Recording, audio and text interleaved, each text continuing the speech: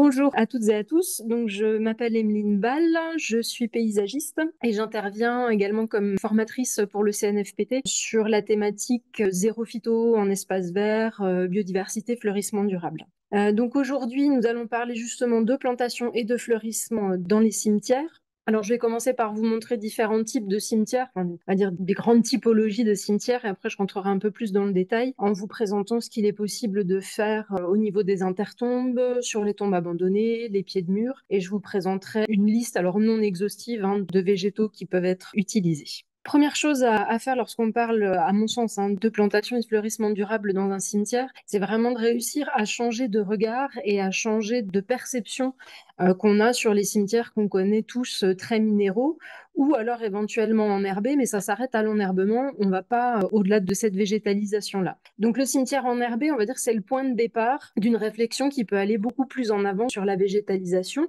Donc le cimetière enherbé, c'est tout simplement les allées qui ont été enherbées, alors soit c'est de l'enherbement spontané, soit c'est de l'enherbement semé. J'en profite avec la photo là qui s'affiche pour vous montrer que c'est tout à fait faisable, y compris sur des terrains pentus, puisque là on est sur le cimetière de Haute-Luce, avec une inclinaison qui est quand même assez conséquente. Donc c'est faisable même si on n'arrive pas à passer une tondeuse. Là pour le coup, je pense qu'ils doivent passer la débroussailleuse. Donc ça c'est vraiment la base. Il existe d'autres types de cimetières qu'on appelle les cimetières paysagers, qui étaient assez courants au courant du 19e siècle. Donc là on va retrouver de l'enherbement des allées, mais également des strates arbustives et des strates arborées. Donc on a déjà une présence du végétal qui est beaucoup plus importante.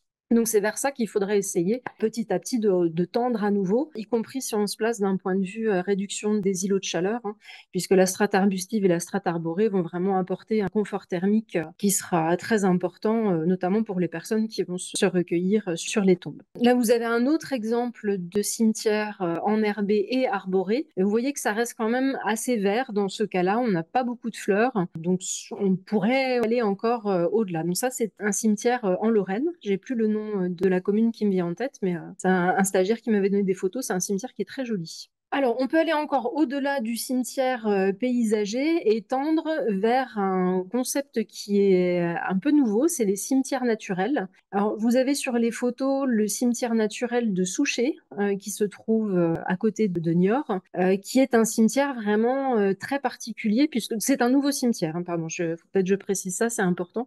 Donc, c'est un nouveau cimetière qui a été entièrement pensé, conçu, pour intégrer le végétal. Donc le végétal est vraiment une composante à part entière du cimetière, et ça va même bien au-delà de ça, puisque dans la charte que les personnes ou les familles signent avant de faire enterrer leurs défunts, tout un tas de points sont abordés. Il ne faut pas de cercueil traditionnel bourré de produits chimiques, les personnes ne font pas de thanatopraxie, les vêtements doivent être biodégradables. Donc vraiment, tout a été réfléchi et pensé pour que l'inhumation n'entraîne pas de pollution des sols, tout simplement. Et donc le végétal fait partie intégrante du décor. Donc là, on est même encore plus loin qu'un cimetière paysager. Alors, c'est un cimetière encore assez exceptionnel, mais j'ai bon espoir que ça se développe petit à petit. Donc, sans aller jusqu'à faire un cimetière naturel, on va pouvoir retravailler les cimetières actuels et revoir élément par élément dans quelle mesure on peut ramener du végétal et du fleurissement, puisque le fleurissement, c'est quand même quelque chose de très important pour tout un chacun. Ça permet vraiment d'avoir une autre perception des espaces et d'adoucir ces lieux qui sont quand même empreints d'une certaine tristesse.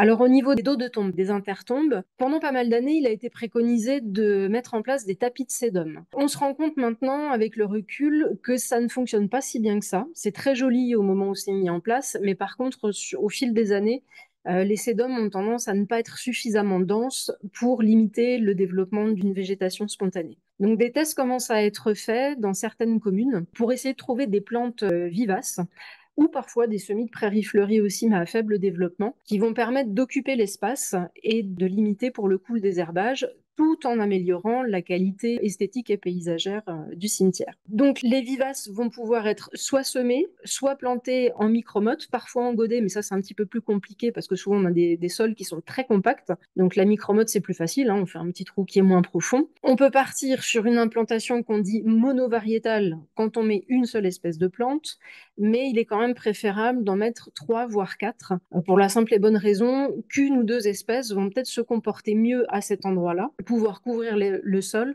alors que l'autre ou les deux autres vont peut-être être un petit peu plus faibles. Donc en plantant en module, c'est-à-dire avec une espèce de trame végétale avec 3 ou 4 espèces, on se garantit plus de chances de succès que si on en met une seule. Alors vous avez ici quelques exemples de plantes que je vous détaillerai un petit peu par la suite, hein, qui peuvent être utilisées. Donc là, on va partir sur des vivaces plutôt à faible, voire moyen développement, c'est-à-dire qui vont pas être trop hautes et qui vont pas dépasser ou très peu dépasser au-dessus des pierres tombales. On peut le faire de différentes manières. Soit on le fait sur un sol qui a été griffé et dans lequel on a fait un apport de substrat, donc par exemple de terreau. Alors, des tests ont été faits avec des mycorhizes. Donc ça, ce sont des champignons qui vont se connecter aux racines des plantes et les aider à capter de l'eau et des éléments minéraux. Ça peut être fait aussi sur sol griffé avec juste apport de substrat mais sans mycorhizes, ou juste sur sol griffé sans apport de substrat. Ça, c'est vraiment à voir en fonction de vos moyens, de vos envies. Et puis aussi, il faut tester et voir ce qui fonctionne le mieux. Alors ici, vous avez un exemple de modules qui ont été utilisés dans une étude qui a été menée par Astrédor et Lafredon. Donc, ils ont essayé plusieurs mélanges de végétaux. Je ne vais pas tout vous détailler, mais on retrouve des plantes assez courantes, comme les géraniums vivaces macrorhizome, l'origan, les népétas, qu'on confond souvent avec les lavandes. Et donc, ils ont regardé pour les différents modules qu'est-ce qui avait le mieux fonctionné.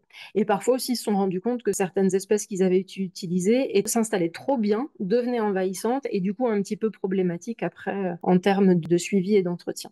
Alors, je vais passer du coup à la présentation de quelques espèces. Et comme dit, c'est vraiment non exhaustif, hein. Il y en a beaucoup d'autres qui peuvent être utilisés. Alors, sur la diapositive ici, vous avez le gypsophile rampant. Donc, c'est pas le gypsophile qu'utilisent les fleuristes, hein. C'en est un qui a un développement beaucoup plus petit.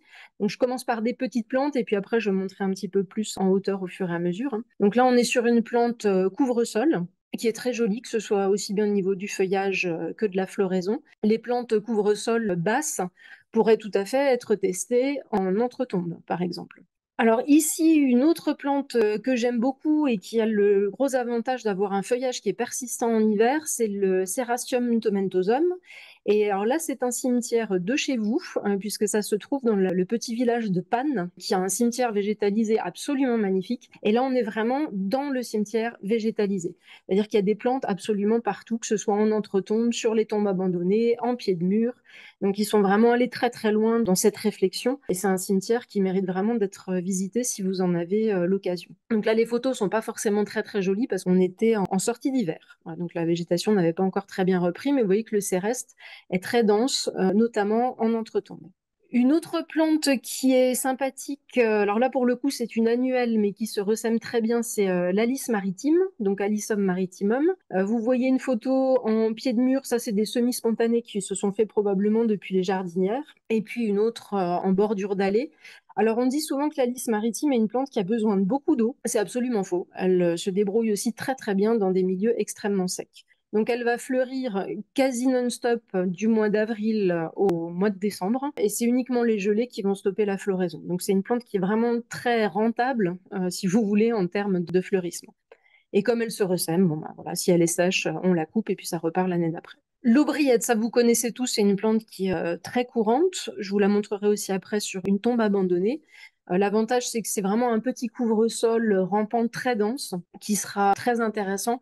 Par contre, il lui faut des situations ensoleillées. Ça, c'est vraiment la condition pour qu'elle soit aussi jolie que sur la photo. Ici, vous avez une plante qui ressemble beaucoup à l'aubriette qui s'appelle le Phlox subulata. Donc ça, c'est un phlox rampant qui est un petit peu plus difficile à s'implanter que l'aubriette. Mais une fois qu'il est bien en place, il va s'étendre doucement. Donc il est quand même tout à fait contrôlable. Et la floraison est assez éclatante aussi au printemps. Donc c'est une plante qui est intéressante et qui serait très sympathique à marier justement avec de l'aubriette pour avoir deux floraisons qui se succèdent. Une plante beaucoup moins connue, c'est le Teucrium ackermani. Là, on est vraiment aussi sur une plante qui forme des petits coussins avec un feuillage semi-persistant qui est aussi un petit peu gris argenté comme le cérastium. La floraison est éclatante, donc très intéressante ornementalement parlant, et tout à fait adaptée au cimetière, hein, puisque c'est aussi une plante qui va supporter des sols très secs et très filtrants. D'ailleurs, toutes celles que je vous montre là, elles sont adaptées pour ces conditions-là. On n'a pas besoin de leur faire un apport spécifique, et je ne l'ai pas précisé, mais pas besoin d'arrosage non plus, hein. Ça, c'est extrêmement important. Toujours dans les petites plantes, une mini centaurée, donc c'est la Centaurea simplicicolis, qui va former aussi un petit couvre-sol très dense, un petit peu moins coussin que celle que je vous ai présentée, mais très intéressante quand même. Ici, vous avez la très connue campanule des murailles, hein, qui est toujours une valeur sûre. Et l'avantage, c'est qu'elle bénéficie d'un capital sympathie aussi pour la majorité des personnes. Elle se reconnaît facilement et c'est une plante qui est rarement arrachée, même quand on la voit en pied de mur, par exemple sur des trottoirs. C'est une plante qui est très facile, qui va se ressemer aussi. Donc petit à petit, elle risque de sortir un petit peu des entretombes, mais ce n'est pas forcément problématique, hein. Et l'avantage, c'est que comme elle sort, mais doucement, ça laisse le temps aux personnes de se faire à l'idée et de s'habituer à sa présence. Là, on monte maintenant un petit peu en hauteur, donc je vais vous présenter des plantes qui seraient utilisables aussi en intertombe, mais qu'on verrait peut-être plus en dos de tombe ou sur des tombes abandonnées également. Là, elles sont très intéressantes, ou même dans des massifs, si vous avez des massifs ornementaux dans votre cimetière. Donc ça, c'est vraiment une de mes plantes favorites que j'utilise à tort et à travers. C'est le Géranium vivace macrorhizome. Alors là, vous avez la variété à fleurs rose un petit peu fuchsia. Sachez qu'il en existe une aussi à fleurs rose pâle. C'est le cultivar qui s'appelle Spessart. Donc là, on est vraiment sur une plante qui va être hyper polyvalente. Elle supporte les sols secs, les sols plutôt humides, les sols caillouteux, les sols argileux. L'ombre, la mi-ombre ou le plein soleil, ça lui fait pas peur. Donc c'est vraiment la plante inratable. Elle marche à tous les coups. Sol acide, sol calcaire, elle se comporte bien partout. Par contre, elle peut se montrer un petit peu envahissante. C'est-à-dire qu'une fois que le géranium est bien installé, comme son nom l'indique, il va faire des rhizomes, donc il va s'étaler petit à petit. C'est le gros avantage que je vois dans cette plante-là. Après, c'est pas non plus un bambou, hein, il va pas vous envahir tout le cimetière, donc on peut tout à fait le gérer. Et le gros avantage aussi que je vois avec le géranium, c'est d'ailleurs ce que je fais chez moi, c'est que quand on en arrache un morceau, on le replante et ça repart.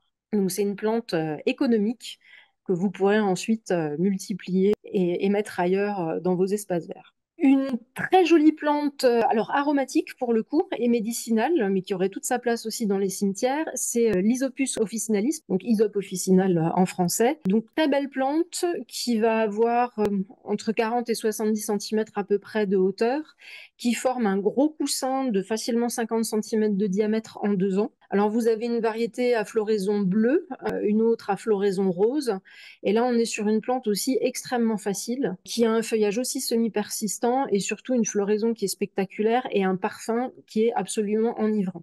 Donc ça peut être intéressant aussi de ramener des senteurs dans un cimetière pour stimuler un petit peu les différents sens. Donc plante extrêmement facile, qui peut se ressemer un petit peu, mais vraiment très très gentiment, donc elle n'est pas du tout envahissante. Ensuite, vous avez les Nepeta. Alors, je dis les Nepeta parce qu'il y a plusieurs cultivars. Donc, Nepeta faaceni, là, on est sur une espèce stérile. Donc, c'est un croisement. En fonction des cultivars, vous avez des plantes qui sont plus ou moins hautes. Donc, vous pouvez choisir du petit Nepeta ou du gros Nepeta selon les situations dans lesquelles vous pouvez les mettre.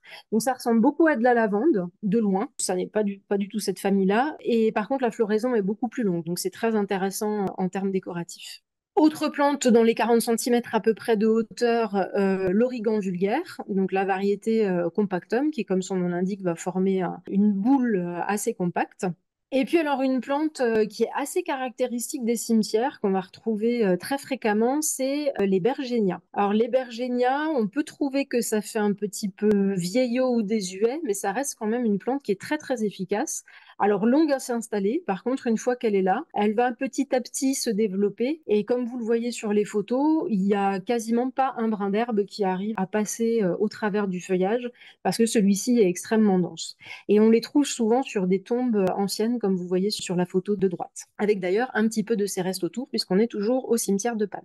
Et alors, une autre plante que j'aime beaucoup, ça fait partie aussi de mes chouchous. Donc, il y a le géranium et puis il y a le Stachys byzantina. Là, on est sur une plante qui va être assez haute quand même en floraison. Elle va monter à 50, voire même 60 centimètres, mais que au moment de la floraison. C'est-à-dire qu'après, on la rabat et elle forme de nouveau un petit couvre-sol d'à peu près 20 centimètres de haut. Le feuillage est persistant. Il est argenté, donc il capte très bien la lumière. Et c'est des feuilles qui sont très douces, donc c'est assez amusant comme plante. Elle fait aussi des rhizomes, donc elle s'étale petit à petit, mais sans devenir non plus une super conquérante, quoi. Ça se gère tout à fait bien. Et là, vous voyez donc sur la photo de droite, c'est toujours le cimetière de Panne, avec une tombe ancienne qui est entièrement couverte de stachys. Au moment de la floraison, ça doit être assez spectaculaire, je pense, sur cette tombe-là. Une autre vivace encore, alors celle-ci, je l'utiliserai pas sur des tombes abandonnées parce qu'elle est vraiment haute quand elle est en fleurs et même au moment du feuillage. C'est le Teucrium hircanicum. Donc ça pourrait être intéressant en dos de tombe s'il n'y a pas besoin de circuler entre les différentes rangées.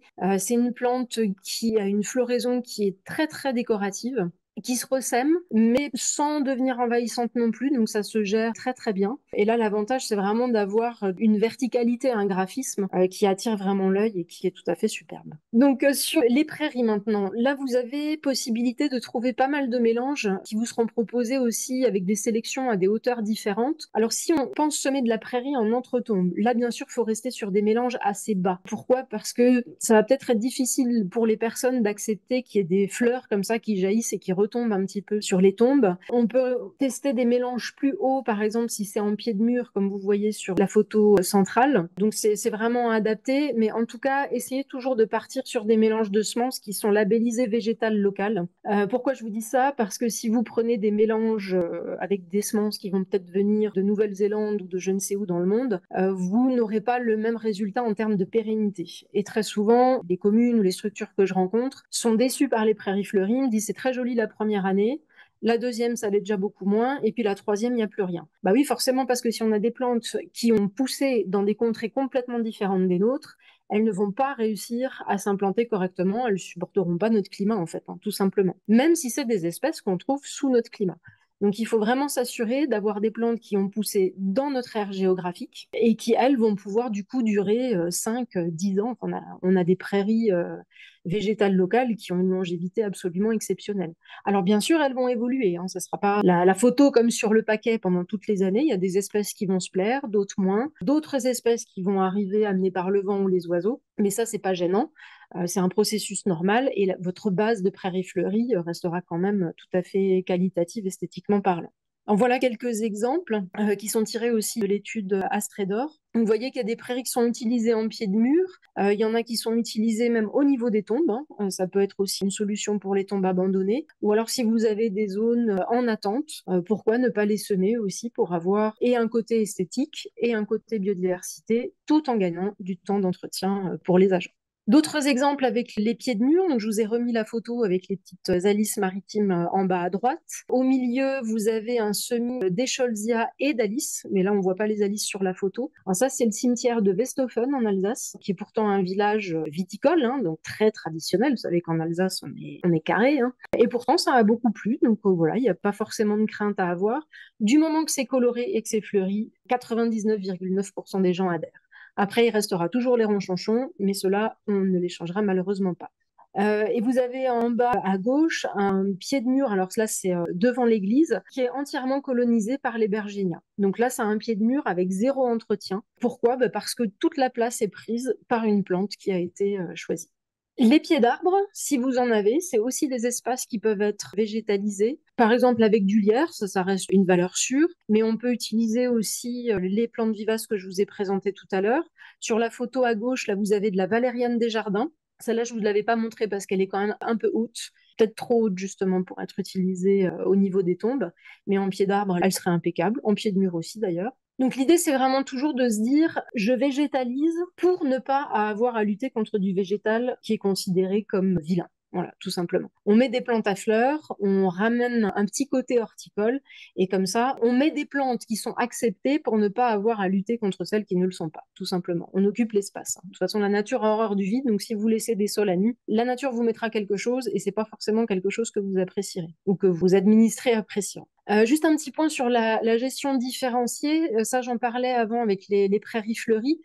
Donc, la gestion différenciée, c'est, comme on dit, intervenir autant que nécessaire, mais aussi peu que possible. Donc, si vous avez des espaces qui sont en attente de nouvelles concessions dans votre cimetière, n'hésitez pas à les laisser en gestion différenciée. Ça ne veut pas dire qu'on n'intervient pas, ça veut dire qu'on intervient moins fréquemment. Donc, une prairie de fauche spontanée ou une prairie fleurie peut être un bon moyen d'occuper ces espaces-là en attendant d'en faire autre chose.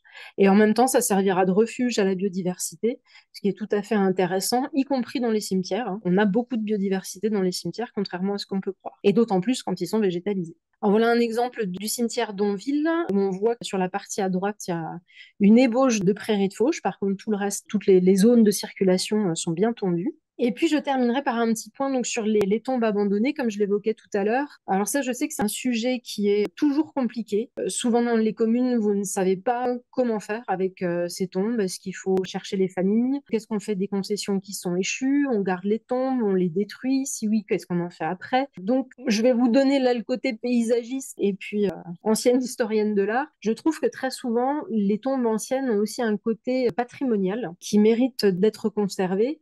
Surtout quand on a des belles tombes, comme par exemple avec ces petites clôtures en fer forgé. Je trouve que c'est dommage de détruire ça, sauf si bien sûr vous avez un manque de place, hein. Mais en conserver quelques-unes, ça permet de montrer aussi comment étaient enterrées les personnes auparavant. Bon, je crois que vous aviez abordé ce sujet-là dans un webinaire spécifique, en tout ce qui concerne la réglementation. Donc une fois que la recherche des familles a été faite, pourquoi ne pas végétaliser ces espaces-là? C'est rapide à faire, ça ne coûte vraiment pas grand-chose et ça peut vous donner des résultats assez sympathiques. Alors, il y a différentes possibilités si vous faites des reprises de concessions. Vous pouvez enherber, esthétiquement, c'est pas fantastique, mais ça s'entretient facilement, ou éventuellement semer de la prairie fleurie, ou planter des vivaces. Ça, je trouve que c'est l'option la plus intéressante esthétiquement parlant. En tout cas, l'idée, c'est toujours de vous dire que vous réduisez l'entretien et surtout, vous réduisez aussi les zones un petit peu laides du cimetière où il y aurait plein d'herbes folles qui se développent et qui ensuite vont vous ensemencer les allées ou les tombes autour. Donc voilà quelques exemples. On en revient aux plantes que je vous avais présentées précédemment. Alors, le lierre, simple et efficace. L'aubriette aussi, hein, ça c'est une très belle tombe que j'avais vue à Aubernais. Alors c'est sûr que là elle est belle parce qu'elle est en fleurs, quand elle ne le sera plus, ça sera un petit peu moins esthétique. Et puis au milieu, vous avez le cimetière de Quatsenheim. Alors vous avez une tombe ancienne là qui est végétalisée mais qu'on voit pas très bien, c'est des bruyères tout simplement. Et sinon vous voyez que l'enherbement a vraiment été fait jusqu'au ras des anciennes tombes, ce qui permet d'entretenir très facilement un passage de tondeuse et c'est réglé. Quelques exemples encore. Donc, vous voyez, prairie fleurie sur la photo en bas à gauche, qui donne un très joli rendu. Voilà. Après, c'est pareil, on peut mettre une seule espèce de plante ou plusieurs. Voilà. L'idée, c'est vraiment toujours occuper le terrain avec du végétal qu'on a choisi et qui est trouvé joli, entre guillemets, par le plus grand nombre. Et puis enfin, un tout petit point sur les arbres, parce que quand on parle de végétalisation, ben, on peut difficilement passer à côté de cet élément-là. Alors j'entends souvent les arbres, ça fait des saletés. Certes, ça pas des saletés, non, mais des feuilles mortes à l'automne, ça c'est certain. Il peut y avoir aussi certains dégâts qui ont été causés par les racines au niveau des tombes ou des allées même, hein, des revêtements. Ça c'est souvent parce que les essences ont été mal choisies. Alors les feuilles qui tombent, ça, si vous prenez un feuillu, de toute façon, on n'y coupera pas. Mais est-ce que c'est un problème? Pas forcément. Il faut aussi voir tout ce que l'arbre apporte dans ces espaces-là. Pensez au cimetière paysager que je vous avais montré. C'est quand même beaucoup plus apaisant, beaucoup plus accueillant d'avoir un cimetière arboré. Et il faut penser aussi à l'ombrage que ça procure et qui sera propice au recueillement des familles. J'imagine mal des personnes venir se recueillir pendant un certain temps par 40 degrés en plein soleil, hein. Ça devient assez insoutenable. Donc tout est une question de point de vue. On peut voir l'arbre comme un problème, ou tous les végétaux d'ailleurs, hein, les plantes vivaces, les prairies fleuries, ou on peut les voir comme une solution et comme un apport bénéfique.